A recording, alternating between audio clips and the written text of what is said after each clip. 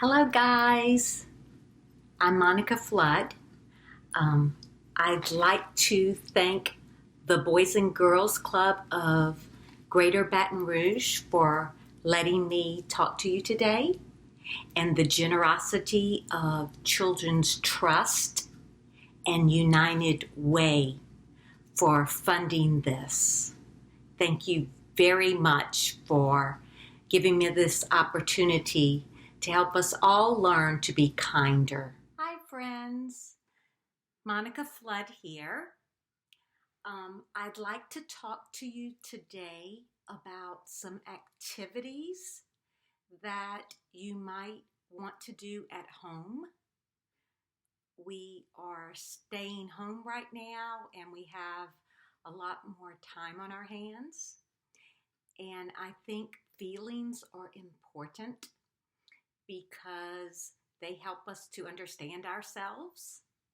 And when we can understand ourselves, especially what's going on inside of us, then it helps us to be more confident in knowing who we are, and it helps us to be more compassionate towards other people. So I think that's an important skill to develop, and we're all developing this stuff. Nobody fully understands it or gets it perfect 100% of the time because we're human beings. So know that when I'm talking about this stuff, I mean me too. And why am I dressed like this today? Crazy, huh?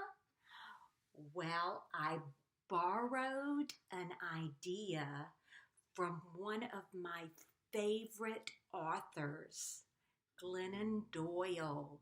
She writes adult books, and I think some of my best ideas come from other people.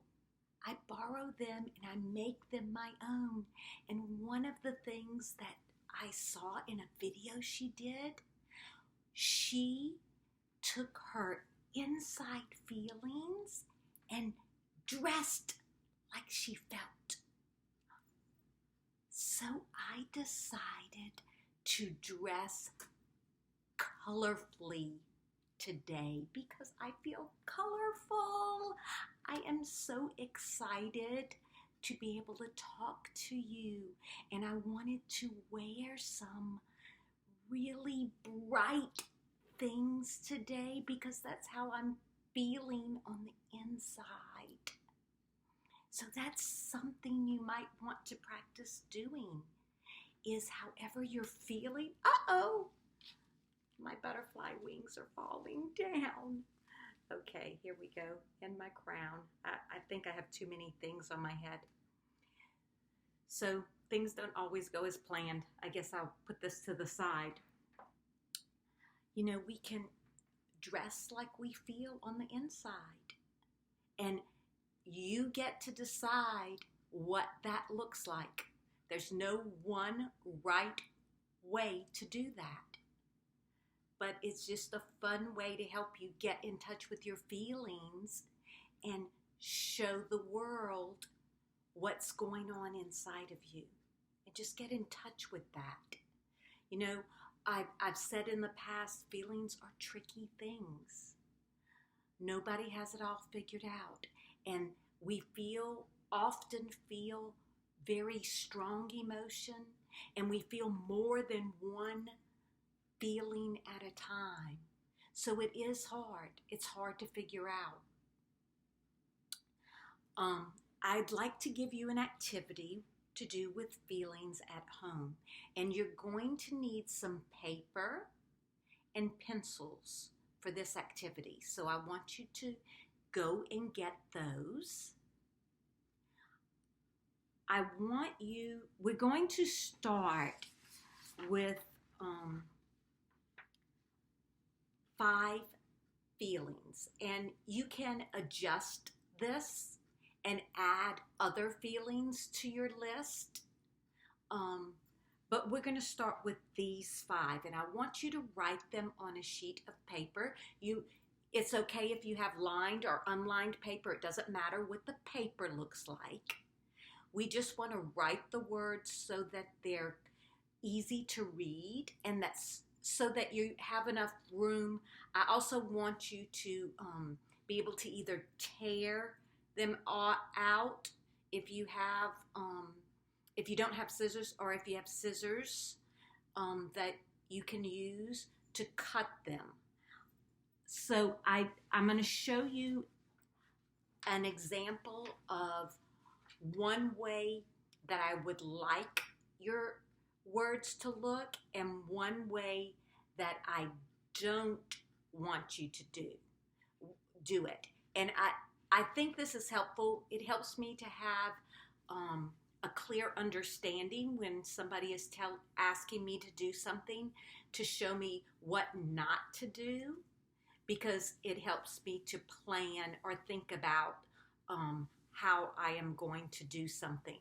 So I want you to write the words on a sheet of paper like this. I wrote them very large because I want you to be able to read them. You don't have to write them quite so large, but I do want you to have space in between your words so you can cut or tear them out. And I want other people to be able to read them. So you want some space in between them. So when you write them down, I don't want it to look like this. Why? Because they're too close together if you write it like this. And see how I've started all the way over here in the middle of the page? So I'm kind of running out of room, especially with this last word right here. So we want to start right here on this end of our paper, and we want to leave space in between our words so that we can cut out our words and put them on slips of paper. So the first word, start over here, and the word is scared. S-C-A-R-E-D. Leave some space. Then we're going to write mad. M-A-D. Leave some space. Happy. H-A-P-P-Y. Sad. S-A-D. Leave some space. And then disappointed. D-I-S-A-P-P-O-I-N-T-E-D. All right, so we're going to have those words, and then I want you to cut them out so that they're on slips of paper, and they're going to look like this when you cut them out. Okay? So what I need you to do is to take them and fold them so that you don't know which word, so you can't see it. And you can lay them somewhere on a table or in a bowl, something like that. And you can either play this game by yourself or with others. And what I want you to do is to take them, shake them, so you don't know which one you're going to get. And you can take turns pulling one. So let's try it. Let me do one. So my word is scared. So what I want to do is I want you to think about a time that you felt scared, and tell the people in your group about a time when you felt scared. Now, if you choose something and you would prefer not to share, just say, I'd like to pass. But I'd encourage you to try to think of something to share. And anything that you say is okay. There's no judgment in this game, and there's no one right way to answer that question. It's whatever you think, whatever you want to share. So I'm going to share about being scared, and one of the things is the way I'm dressed right now. It was scary for me to dress in a colorful way because I felt scared that people would judge me. And that is something we all experience sometimes. We feel scared that other people are going to say mean things about us or judge us. I think everybody feels that way at some point in their lives. All right, so let's do another one. Mad. So a time where I felt mad was one of my favorite foods is watermelon. I just love to eat watermelon. And I got really mad, and I feel ashamed about this, but if I'm being honest, it's true. I felt mad when I had to share the last slice of watermelon that was left with my family. Having to share with others sometimes makes us mad, but I know it's the right thing to do, because if they were eating the last slice of something that I wanted, I would want them to share with me. I wouldn't want them to leave me out. I know what that feels like, and that doesn't feel good. And that's why sharing is important. Even though I felt mad at having to share, I knew it was the right thing to do. So I acknowledged my anger and I shared anyway. And then I felt good about that after I made that choice. All right, let's try another one. Sad. What makes me sad? A time when I felt sad is really right now, during this pandemic, when we're isolated at home. It makes me sad that I can't see my friends and family face to face. That's really hard. All right, let's try another one. Disappointed. So disappointed is a feeling, it's like being let down. Like you think that something's going to happen and it doesn't really turn out that way. So you may be disappointed that it didn't turn out the way that you expected. And sometimes I get really disappointed when my birthday comes, my close friends or family forget that it's my birthday, and they forget to send me a text or wish me happy birthday. I get really disappointed when that happens. Let's see, I think there's one more. Happy.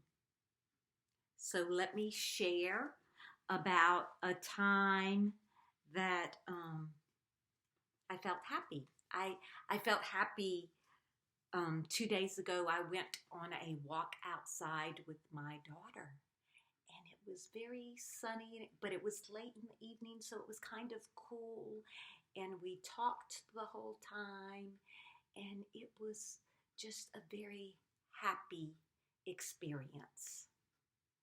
So that's how we play the game. You can go around in a circle and take turns, or you can do this by yourself and just think about a time. You can even draw about a time when you felt happy or sad, or whichever feeling you choose.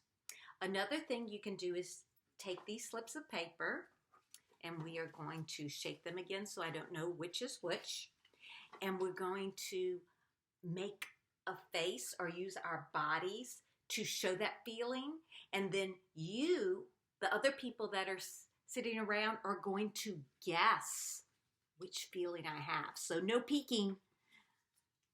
All right.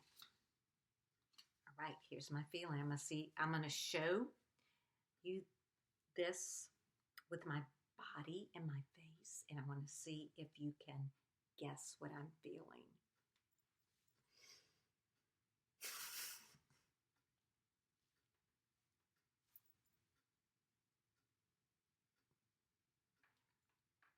All right, what do you think I was feeling? Disappointed. Disappointed. Okay, so you can do it with another one.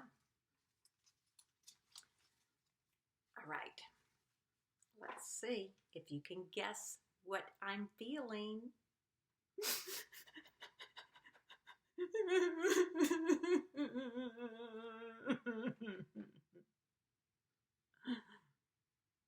Okay, so it was sad.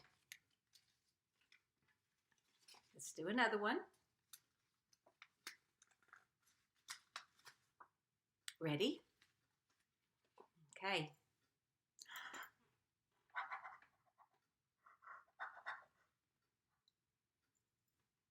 What do you think I was feeling? Scared. All right. Let's do another one. Ready?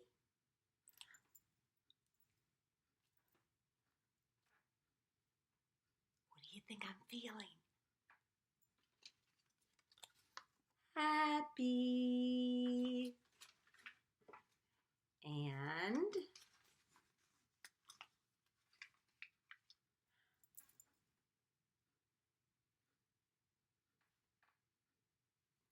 what do you think I'm feeling?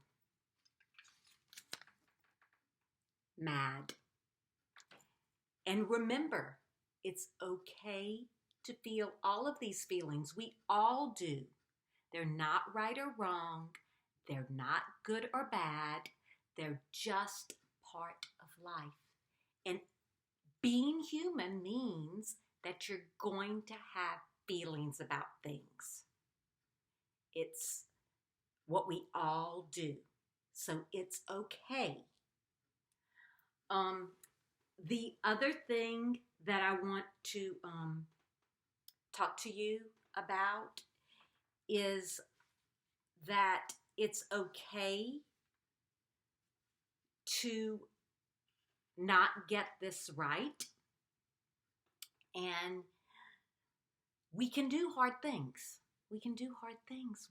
You think about your life and what you've done that's been hard, and you've done it anyway. And you powered through and learned, especially new things. It's hard, it's messy, it's bumpy. It doesn't always look polished and nice and neat. That's not how life is. It gets very bumpy and messy sometimes. And that's okay, because it's hard. It's going to feel that way. You're going to feel that way on the inside too. So I want you to, on your another sheet of paper, I want you to write the words, I can do hard things. It's going to look something like this. I can do hard things. That's a complete sentence. Has a capital letter and a period. And I want you to draw something that you have done before that was really hard and you did it anyway. So here are some hard things that you've probably done before and you kept doing them and you figured them out and you powered through even though they were hard, especially when we do something that's new and different. Raise your hand if you know how to walk. Yep, me too. Guess what? We're not born as babies knowing how to walk. We had to learn that skill. And it was hard and difficult, and we fell down.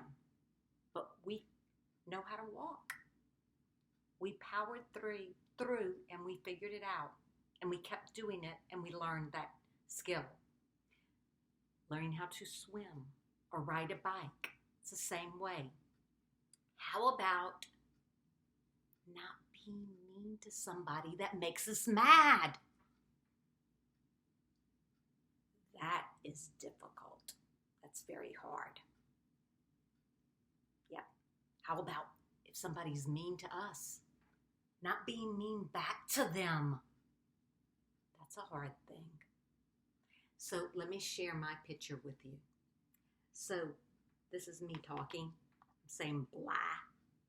And I drew an X on my mouth and an X on my words because my hard thing is not saying something mean back to somebody that said something mean to me.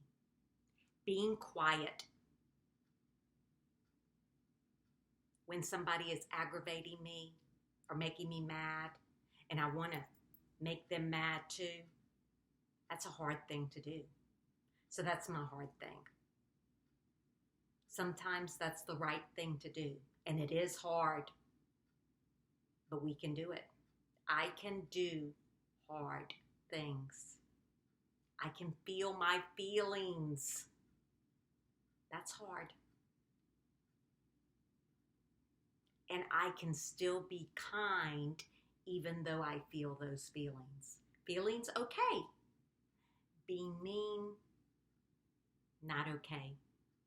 And I'm going to share a very powerful little word with you. This is a very important word that I want you to remember. I want you to write it down. This is my word. Yet. We might not be able to do it yet, but we're going to keep trying. Our sister or our brother makes us really mad, and we yell at them when they make us mad. So we're going to work on that. We are going to work on not yelling at them. And we know we're going to try it, and we try it, and we yell at them again. Well, we haven't done it yet. That means there's hope. We're going to keep trying. Okay? And next time, we're going to walk away without yelling at them when they make us mad. So next time, maybe we yell at them, but we yell at them just a little bit. We're getting better. We're making progress. We didn't yell at them as long as we did the first time. So we're still yelling, but we're getting better because we only yelled at them a little bit. And then the next time they make us mad, we run to our room before we yell. So we did it. That's how it works, guys. So if you are doing something and you're trying really hard to be kind, say, I didn't do it yet. I'm not kind yet. Powerful. I'm going to do it though. I'm going to keep trying to be kind and to not yell at my sister because I know that's the right thing to do. That's how it works with all of us, guys. And we might not do it the way we really want. We might disappoint ourselves sometimes. Let ourselves down because we yell when we're angry. We yell at our sister. We're mean back to them. But remember, next time you can do better.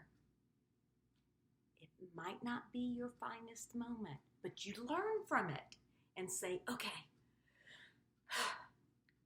that's not what I wanted to do. That's a good example of what not to do. So next time I'm going to go to my room quickly. And not so you can even put your hands on your mouth. That's okay. Run to your room with your hands on your mouth before you say that mean thing or do that mean thing. I've had to do that in real life before. And if it helps me to be kind, it's a win. It's okay. Thank you so much for listening, guys. I really enjoy talking with you, and I think together we can work on making this a kinder world.